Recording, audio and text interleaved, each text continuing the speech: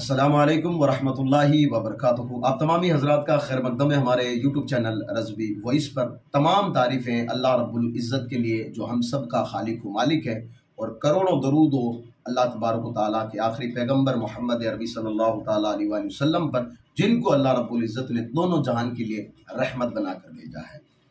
आज हमारे पास एक सवाल है, इंशाअल्लाह तबारक तआला उस पर बात करेंगे। सवाल लेने से पहले आप तमामी हजरात की बारगाह में एक छोटी सी अर्ज़ कर देता हूँ, आप हमारे चैनल रज़वी वॉइस को सब्सक्राइब ज़रूर कर लीजिएगा, और जितने भी हमारे वीडियोज़ या जो भी आपके पास अच्छे वीडियो आए उनको शेयर ज़रूर कर दीजिएगा। सवाल क्या है? सवाल ये है कि मस्जिद में या फिर कब्रिस्तान में अगरबत्ती या फिर लोबान जलाना कैसा है? मस्जिद में या फिर कब्रिस्तान में अगरबत्ती या लोबान जलाना कैसा है, ये सवाल है। तो सबसे पहले मस्जिद का ले लेते हैं। देखिए, अगरबत्ती जलाए या फिर लोबान जलाए, इन दोनों के जलाने का जो मकसद है ना, वो है खुशबू फैलाना। मकसद तो यही होता है। तो हुजूर सईदी सरकार आला हज़रत अलैहि रहमत रिज़वान से जब पूछा गया तो आपने जवाब ये दिया है, फतवा रिज़वी शरीफ में मौजूद है। आपने फरमाया कि बिल्कुल मस्जिद में अगरबत्ती आप लगा सकते हैं, लेकिन शर्त यह है कि अगरबत्ती वो हो कि जिससे अच्छी खुशबू आए, जिसे सारे नमाजी पसंद करते हो। ये बात याद रखें। बहुत सारी मार्केट में डुप्लीकेट या फिर सस्ती अगरबत्तियाँ आती है जिनसे बदबू आती है, और फिर उस बदबू से बहुत सारे लोग परेशान होते हैं। तो वो अगरबत्ती लगाएं जिससे खुशबू आती हो। जब लोबान लगाने का जब बात हो तो लोबान से आपको मालूम है धुआं उठता है। तो कई मरतबा लोग लोबान इस तरह से लगाते हैं कि पूरा जो है मतलब पूरी मस्जिद धुआं धुआं हो जाती है। तो लोबान जब लगाएं तो बिल्कुल थोड़ा सा लगाएं, और वो भी ऐसा लोबान कि जिससे अच्छी खुशबू आती हो। खुशबू की गरज से अगर कोई लगाता है तो जलाता है तो मस्जिद में लोबान या अगरबत्ती जला सकते हैं। ये हुजूर सईदी सरकार आला हज़रत ने फरमाया है। लेकिन अगर जिससे बदबू आती हो, जिस अगरबत्ती से या जिस लोबान से, वो नहीं जला सकते, इसलिए कि बुखारी पाक में हदीस पाक है जिसका खुलासा है कि मेरे आका सल्लल्लाहु अलैहि वसल्लम ने इरशाद फरमाया कि जो बदबूदार चीज़ है ना, उसको लेकर के तुम मस्जिदों में न जाओ।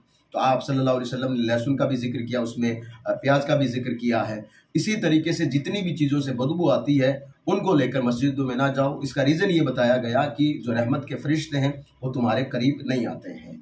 तो जिन चीज़ों से बदबू आती हो, या जिन अगरबत्तियों से या फिर जो डुप्लीकेट लोबान वगैरह से जो है बदबू आती हो, जिससे नमाजी परेशान होते हो, तो इस तरीके की जो है बदबूदार चीज़ों को मस्जिद में जलाना सही नहीं है, चाहे वो अगरबत्ती हो चाहे वो लोबान हो। लेकिन अगर खुशबू वाली है, अच्छी खुशबू है, सारे लोगों को पसंद आती है, लोगों का दिल जो है लोगों को दिलों को भाती है, तो ऐसी जो है खुशबू आप मस्जिद में लगा सकते हैं। ये तो आपका मसला हो गया। अब आते हैं कब्रिस्तान पर।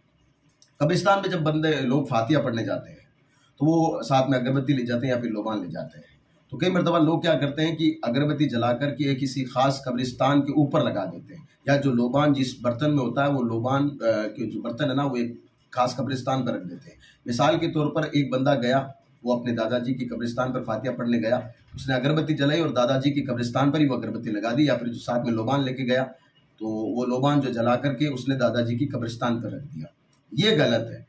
आप अब कब्रिस्तान जब जा रहे हो, अगरबत्ती अगर वहाँ जलाओ तो दूर, कब्रिस्तानों से दूर लगा दो, वहीं से खुशबू आ जाएगी। क्योंकि अगरबत्ती या फिर लोबान लगाने का मकसद खुशबू, ये बात याद रखें। किसी कब्रिस्तान पर या ना तो अगरबत्ती लगा सकते हैं, ना ही आप जो है लोबान रख सकते हैं, दूर रख दें जिसे खुशबू आएगी, ये बात याद रखें।